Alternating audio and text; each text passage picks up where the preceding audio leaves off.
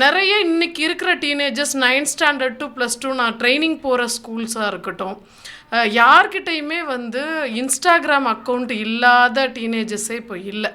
ஏன்னா அந்தளவுக்கு வந்து இன்ஸ்டாகிராமால் இன்றைக்கி வந்து இளம் சமுதாயம் ஈர்க்கப்பட்டு தான் இருக்காங்க. இதை தவிர்க்க முடியல.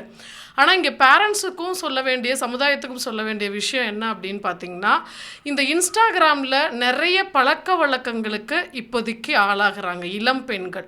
அதாவது அந்த பருவத்தை கடந்து வரும்பொழுது தான் தன்னை ஒரு ஆண் வந்து பாராட்டும் போது அந்த பெண் வந்து புதுமையான உணர்வுகளை உணர்றா இல்லையா? அப்போது ஒரு ஆண் வந்து தன்னை பாராட்டுறான் அப்படின்றத இப்போ என்னென்னா, அந்த காலத்தில் எப்படின்னா, ஒரு பெண்ணு பின்னாடி ஒரு 10 ஆண் அந்த பெண்ணை வந்து காதல் பண்ணணும் அப்படிங்கும்போது ஒரு 10 ஆண் பின்னாடி ஃபாலோ பண்ணுவாங்க. அது போய் இப்போ இன்ஸ்டாகிராமில் அக்கௌண்ட் இருக்கா, ஒரு பெண்ணை வந்து நான் என்னுடைய வசியப்படுத்தணும் அப்படின்னு ஒரு ஆண் முடிவு பண்ணிட்டா அப்படின்னா, இன்ஸ்டாகிராம் அக்கௌண்ட் இருந்தால் அந்த பொண்ணை வந்து வசியப்படுத்துறது ரொம்ப இயல்பாகவே ஆண்களுக்கு இயல்பாக இருக்குது, ஈஸியாகவும் இருக்குது. அதை பயன்படுத்தி என்ன பண்ணுறாங்க அப்படின்னா, இளம் பெண்களும் அதை ஒரு ஆண் யாருன்னே தெரியாத ஒரு ஸ்ட்ரேஞ்சர் வந்து நமக்கு மெசேஜ் பண்ணுறான் அப்படின்ற அந்த ஒரு மெச்சூரிட்டியும் இல்லை.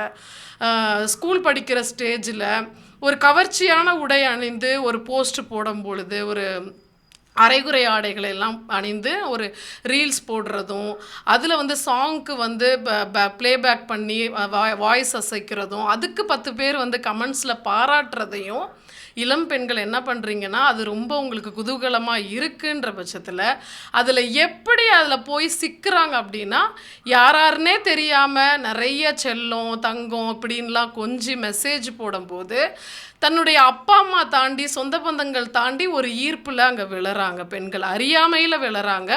விழுந்து என்ன ஆகுறாங்கன்னா, அடுத்தடுத்த ஸ்டேஜ் அந்த ஸ்ட்ரேஞ்சர்ஸ் என்ன கேட்குறாங்களோ, ஒரு நிர்வாணமான படங்கள் கேட்குறாங்க அப்படின்னா அனுப்புறது, அதுக்கப்புறம் அவங்க மூலமாகவே வெளியில் மீட் பண்ணுறது, வெளியில் மீட் பண்ணதுக்கப்புறம் அடுத்த ஸ்டேஜ் என்னென்னா ப்ரெக்னென்ட் ஆகிறது. அந்த ப்ரெக்னன்சி ஸ்டேஜில் தான் என்ன ஆகுது அப்படின்னா, பேரண்ட்ஸ்க்கு தெரிய வருது அந்த விஷயம். இதில் பேரண்ட்ஸும் இதில் அவேராக இருக்கணும் அப்படின்லாம் நம்ம சொல்ல முடியாது. பெண்கள், அதாவது ஒரு டீனேஜ் பிள்ளைங்களை நம்ம பின்னாடியே போய் பார்த்துட்டு இருக்க முடியாது.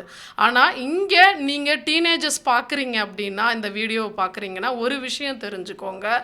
உங்களுக்கு கண்ணுக்கு தெரியாத ஒரு நபர்கிட்ட நம்ம பழகுறோம். இன்றைக்கி சோஷியல் மீடியான்றது தவிர்க்க முடியாத விஷயந்தான். அதை நீங்கள் ஒரு என்டர்டெயின்மெண்ட்டுக்கு பயன்படுத்தலாம். ஆனால் ஒருத்தர் யாருன்னே தெரியாமல் ஒருத்தர் பாராட்டுறாரு அப்படின்றதுக்காக அந்த பாராட்டுற விஷயம் உங்களுக்கு வந்து சந்தோஷத்தை கொடுக்குதுன்றத வேறு எந்த விதத்தில் வேணாலும் அந்த பாராட்டை நம்ம வந்து ஒரு அச்சீவ்மெண்ட்ஸில் கூட நம்ம பட முடியும்.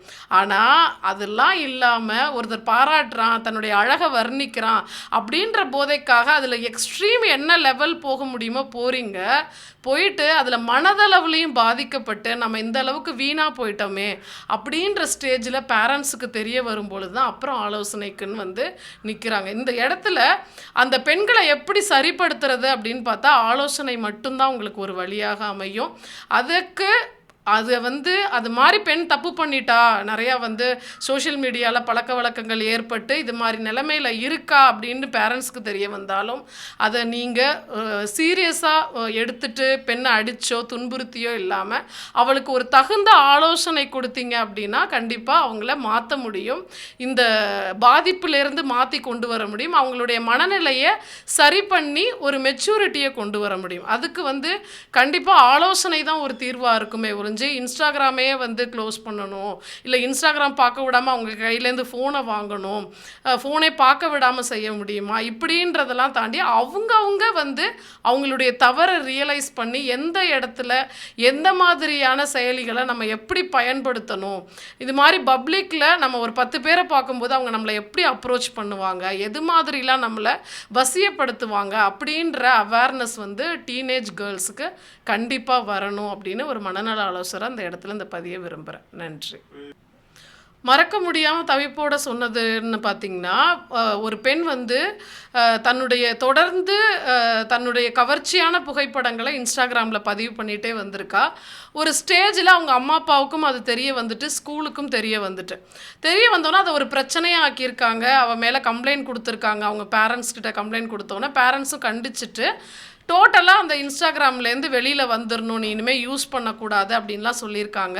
ஆனால் அதுக்குள்ளேயே நிறைய ஆண்களோட அவளுக்கு பழக்கம் ஏற்பட்டு தவறான செயல்களில் ஈடுபட்டு தேவையில்லாத ப்ரெக்னன்சிலையும் அவள் ஆளாயிருக்கா. அதை தாண்டி வந்ததுக்கப்புறம் எல்லாத்தையுமே அவள் தவறெல்லாம் ரியலைஸ் பண்ணதுக்கப்புறம் எல்லாத்தையும் விட்டுமே அவள் மனதுக்குள்ளே என்ன தோணிருக்குன்னா, நான் ஒரு தவறான பெண்ணாக மாறிட்டேன், இனிமேல் இந்த தவறெல்லாம் நான் எப்படி சரி பண்ணிக்க முடியும், என் அம்மா அப்பாவுக்கு நல்லா இல்லாத ஒரு பெண்ணாக நான் வந்து இந்த சமுதாயத்தில் வந்துட்டேன், எல்லாத்துக்கும் இந்த இன்ஸ்டாகிராமில் நான் பதிவு போட்டதும் அறியாமையாக நான் பண்ண விஷயங்களும் தான், எல்லாரையும் நம்பினது தான், யாருன்னே தெரியாத விஷயங்களை நம்பினது தான், இனிமேல் நான் என்னை ஒரு நல்ல பொண்ணாக மாற்றிக்க முடியும் அப்படின்னு ஒரு கில்ட்டி ஃபீலில் ரொம்ப போயிட்டா.